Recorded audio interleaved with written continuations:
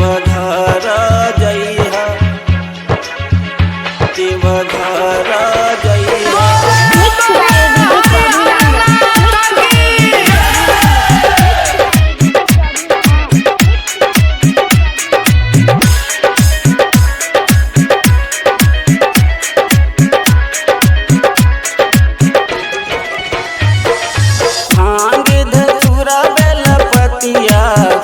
भोला के चढ़ैहा ये हो भौजी भोला के चढ़ैहा।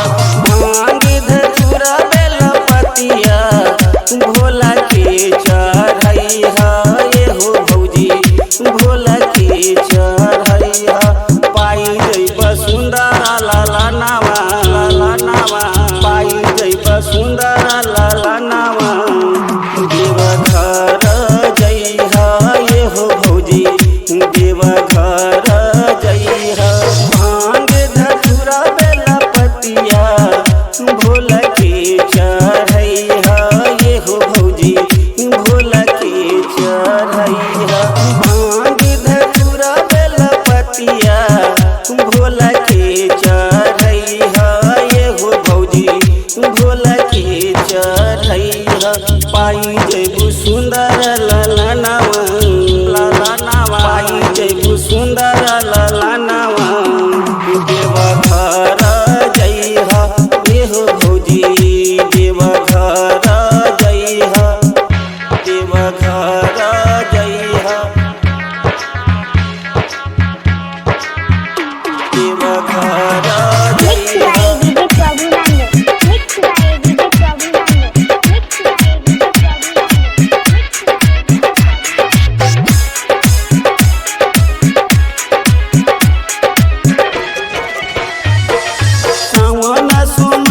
सब भूखिया भोला के मनैहा ये हो भौजी भोला के मनैहा। सावन सुमारी सब भूखिया भोला के मनैहा ये हो भौजी भोला के मनैहा। पाई जइब सुंदर लाला नावा पाई जइब सुंदर लाला नावा। देवघर जइहा ये हो भौजी देवघर जइहा। सावन सोमवारी सब भूखिया भोला के मनैहा ये हो भौजी भोला के मनैहा। सावन सोमवारी सब भूखिया भोला के मनैहा ये हो भौजी भोला के मनैहा। पाई जइब सुंदर लाला नावा पाई जइब सुंदर लाला नावा। देवघर जइहा ये हो भौजी देवघर जइहा देवघर जइहा देवघर जइहा।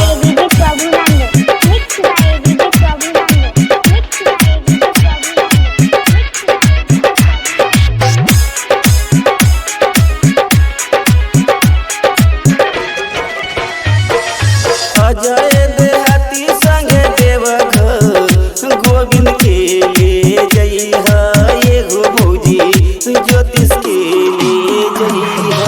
अजय देहाती संगे देवघर गोविंद के ले जइहा ये हो भौजी ज्योतिष के ले जइहा।